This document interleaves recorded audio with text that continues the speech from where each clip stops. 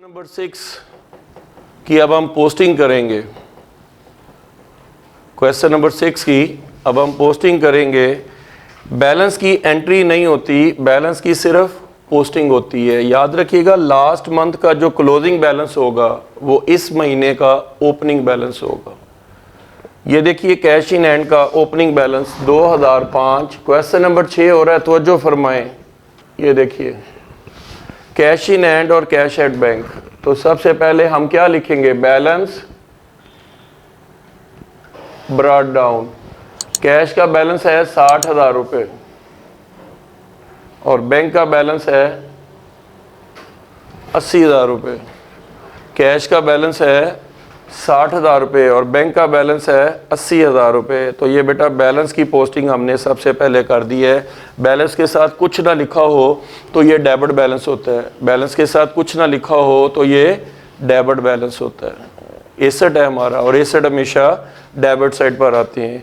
फिर देखिए जी, आपने फर्नीचर परचेज किया है चेक के ज़रिए से, फर्नीचर परचेज किया है चेक के ज़रिए से, तो एंट्री में बैंक का वर्ड क्या हो रहा है, क्रेडिट हो रहा है। बैंक का वर्ड क्या हो रहा है, क्रेडिट हो रहा है।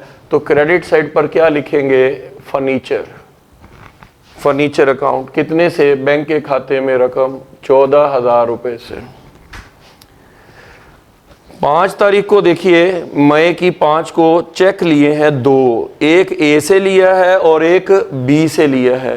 दो चेक लिए हैं आपने, एक ए से लिया है और एक बी से लिया है और अभी बैंक में जमा नहीं कराए हैं, अभी बैंक में जमा नहीं कराए हैं। तो जब आपने चेक लिया ए से तो एंट्री क्या होगी, cash account to A. Entry में कैश का लफ्ज़ क्या हो रहा है, डेबिट हो रहा है। तो डेबिट साइड पर क्या लिखेंगे, ए। और फिर आपने चेक लिया है बी से। अब देखिए बेटा, मैं चेक की जगह बैंक भी तो लिख सकता था, बैंक क्यों नहीं लिखा बेटा, इसलिए कि सवाल में पढ़िए पेड इनटू बैंक नहीं लिखा हुआ। जब अब पेड इनटू बैंक नहीं लिखा होगा तो आप इसको ऊपर वाली पॉकेट में रखेंगे। ये कौन सी पॉकेट है हमारी, कैश, और ये वाली पॉकेट हमारी बैंक वाली। तो लिहाजा इस पॉकेट में नहीं अपना बैंक वाली पॉकेट में नहीं गए हैं, तो कौन सी पॉकेट में आए हैं, कैश वाली पॉकेट में। तो cash account to A. Entry में कैश का लफ्ज़ क्या हो रहा है, डेबिट हो रहा है, तो डेबिट साइड पर ए। और एंट्री में कैश का लफ्ज़ इधर देखिए फिर डेबिट हो रहा है, किसकी वजह से, बी की वजह से। अब ए का चेक एंडोर्स कर दिया, ए का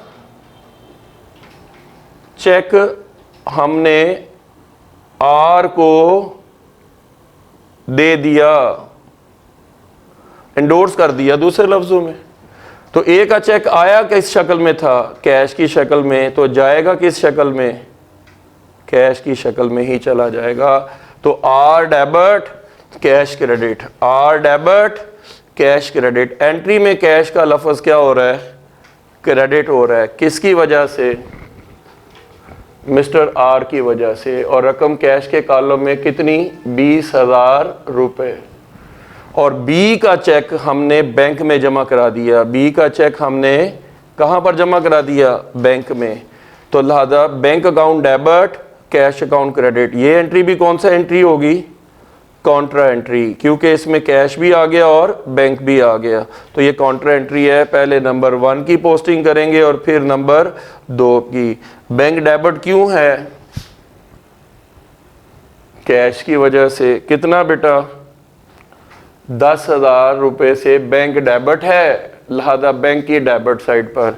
कैश क्रेडिट क्यों हो रहा है, कैश क्रेडिट क्यों हो रहा है, बैंक के डेबिट होने की वजह से। रिपीट कर रहा हूं, कैश क्रेडिट क्यों हो रहा है, बैंक के डेबिट होने की वजह से। अगर कैश क्रेडिट है तो कहिए क्रेडिट साइड पर चलें, कैश क्रेडिट है तो किधर चलें, क्रेडिट साइड पर चलें। और क्या लिखें,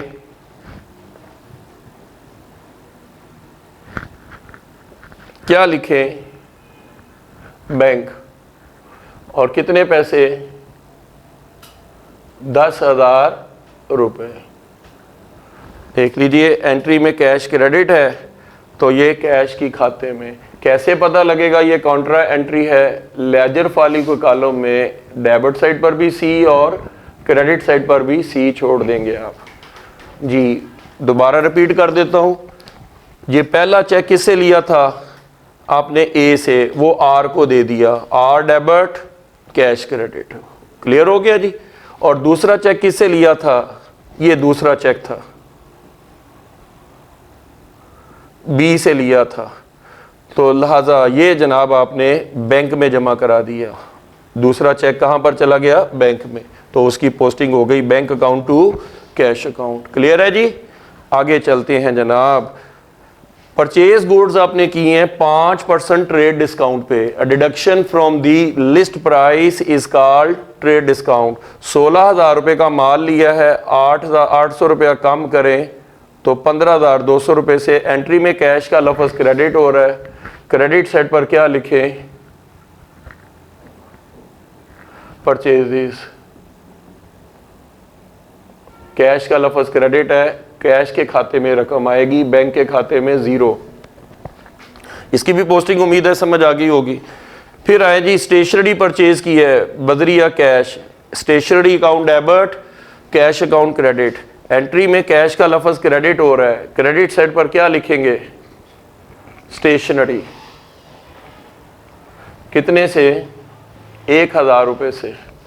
और एंट्री में ये पोस्टिंग आ गई यहाँ पर कैश की अमाउंट।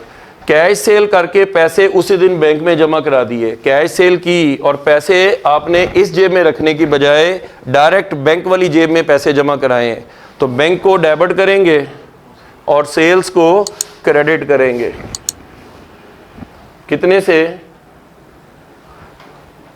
4,000 रुपये से। अब ये 22वीं तारीख की एंट्री बड़ी इंटरेस्टिंग है। इसमें आपने बैंक से 16,000 रुपये पहले निकलवाया है, पहले बैंक से आपने 16,000 रुपया निकलवाया है। क्या आ रहा है, कैश। कहाँ से आ रहा है, बैंक से।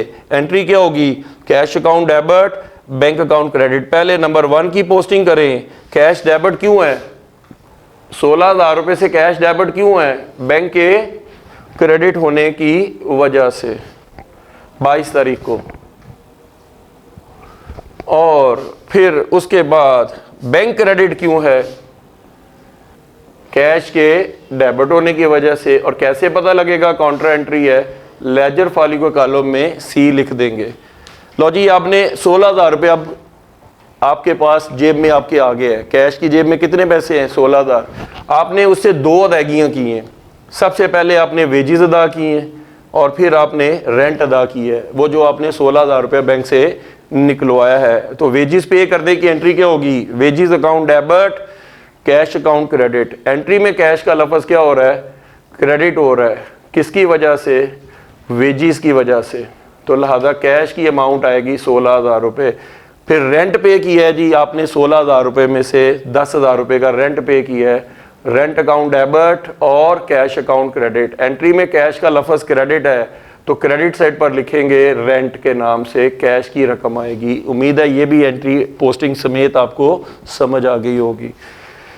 अब ये 23वीं भी बड़ी इंटरेस्टिंग है, गौर से देखिए, ये सवाल ही पूरा बड़ा इंपॉर्टेंट है, तो इसको 2 दफ़ा ज़रूर कर लीजिएगा क्योंकि ये क्वेश्चन बड़ा इंपॉर्टेंट है। एक्स से कैश लिया है 6,000 रुपये का और एक्स से चेक लिया है 10,000 रुपये का और दोनों को बैंक में जमा करा दिया। किसको, कैश को भी और चेक को भी। तो पहले कैश लिया है, लेकिन कैश कौन सी जेब में जा रहा है, बैंक वाली जेब में। तो एंट्री क्या है, bank account to X account और रकम बैंक के कॉलम में कितनी, 6,000 रुपये। फिर बैंक से एक्स से चेक लिया है और वो भी बैंक में जमा करा दी है, ये भी बैंक में जमा करा दी है। एंट्री में बैंक क्या हो रहा है, डेबिट हो रहा है। और ये कितना जी, ये कंपाउंड एंट्री भी हम 16,000 से कर सकते हैं, ये कंपाउंड भी 16,000 रुपये से कर सकते हैं हम लोग जी। उम्मीद है ये भी पोस्टिंग आपको समझ आ गई होगी। मशीनरी, आपने पुरानी मशीनरी बेचकर 16,000 रुपये लिए हैं और वो 16,000 रुपये अपनी कैश वाली जेब में नहीं रखे हैं, बैंक वाली जेब में रख दिए हैं। तो कौन सी जेब में पैसे आ रहे हैं, बैंक में। और क्या जा रही है, मशीनरी। एंट्री क्या होगी, bank account debit, machinery account credit. Entry में बैंक का लफ्ज़ क्या हो रहा है, डेबिट हो रहा है। किसकी वजह से, मशीनरी की वजह से।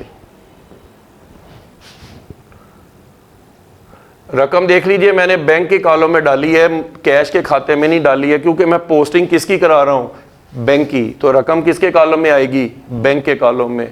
उम्मीद है बात समझ आ गई होगी। एक्स से को दो पेमेंट किए हैं, एक कैश की पेमेंट की है और एक चेक के जरिए से पेमेंट की है। वाई को sorry, Y debit, cash credit और बैंक क्रेडिट। कैश के खाते में कितने पैसे? 4000 रुपया और बैंक के खाते में। अब ये कॉन्ट्रा इसलिए नहीं है कि इसमें डेबिट क्रेडिट नहीं है। शर्त कॉन्ट्रा के लिए क्या है कि कैश डेबिट हो और बैंक क्रेडिट हो, या बैंक डेबिट हो और कैश क्रेडिट हो, फिर कॉन्ट्रा है। अब इसको कॉन्ट्रा एंट्री ना समझ लीजिएगा, इसमें दोनों चीजें क्रेडिट हो रही हैं, ये कॉन्ट्रा एंट्री नहीं है। बैंक ने कमीशन चार्ज की है, एंट्री में बैंक का लफ्ज, बैंक आपकी पॉकेट से पैसे काट लेगा। बैंक की पॉकेट कौन सी होती है? बैंक क्रेडिट हो जाएगा और bank commission debit. Bank commission account कितने से? 1000 रुपये से। और एक्स का चेक 31 तारीख को डिसऑनर हो गया, एक्स ने इनकार किया, एक्स को डेबिट करें, चेक बैंक के पास है, बैंक को क्रेडिट करें, तो X account to bank account. और वैसे भी जब आपने चेक लिया था तो ये एंट्री की थी, अब इसके क्या कर देंगे? उलट एंट्री कर देंगे। बैंक टू एक्स थी तो एक्स टू बैंक हो जाएगी। बैंक क्रेडिट हो रहा है, क्रेडिट साइड पर क्या लिखेंगे? एक्स। रकम बैंक के कॉलम में कितनी? 10,000 रुपये। जनाब इधर देख लीजिए, कैश बुक में 2 स्टेप होते हैं। पहला स्टेप पोस्टिंग, वो मैं कर चुका हूँ। दूसरा स्टेप बैलेंसिंग, बड़ी साइड से छोटी साइड माइनस करने का नाम है बैलेंसिंग। तो देखिए 60,000 रुपये से कैश डेबिट है, 20,000 से फिर डेबिट है और 10,000 रुपये से फिर डेबिट है और 16,000 से डेबिट है। 1,00,000 और 6,000 रुपये से बैंक डेबिट है। 1,06,000 रुपये में से माइनस करेंगे 20,000 रुपये, माइनस करेंगे 10,000 रुपये, माइनस करेंगे 15,200 रुपये, माइनस करेंगे 1,000 रुपये, माइनस 6,000 रुपये, माइनस 14,000 रुपये, 39,800। इसको बोलते हैं बैलेंस कैरिड डाउन। 31 तारीख को बैलेंस कर दिया हमने और ये दोनों साइडें इक्वल हो गई 1,06,000 रुपये से। इसी तरह से उसको भी करेंगे। 80,000 रुपये से बैंक डेबिट है, 10,000 रुपये से फिर डेबिट है, 4,000 से फिर डेबिट है, 6,000 रुपये से फिर डेबिट है और 10,000 रुपये से फिर डेबिट है और 16,000 रुपये से फिर डेबिट है। 1,26,000। 1,26,000 रुपये में से 14,000 माइनस करें, 16,000 माइनस करें, 6,000 माइनस करें और 11,000 माइनस करें। 79,000 रुपीज़ बैलेंस आता है जी। डेबिट साइड में से क्रेडिट साइड का टोटल माइनस करेंगे तो ये 79,000। अब बताइए ये कौन से बैलेंस हैं? ये डेबिट बैलेंस हैं, क्योंकि इसकी डेबिट साइड बड़ी है। तो उसको बता दें कि अगर अगले महीने अपनी कैश का ट्रांजैक्शन शुरू करेगा तो बैलेंस ब्रॉट डाउन इसका होगा 39,800 और इसका होगा 79,000। और वैसे भी मई के बाद क्या आता है? जून की 1 को अगर वो कारोबार शुरू करेगा 2005 में तो कैश का ये बैलेंस होगा और बैंक का ये बैलेंस होगा।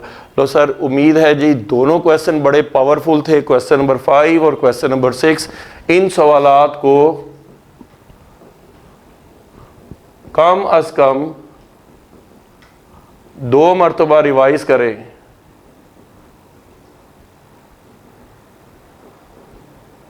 और आगे क्वेश्चन नंबर 7 और 8 भी हल करें। ये आपका होमवर्क आ गया जी साथ ही। उम्मीद करता हूँ जी आपको बहुत अच्छी तरह समझ आ गई होगी। अपना बहुत ख्याल रखिएगा। अस्सलाम वालेकुम बेटा।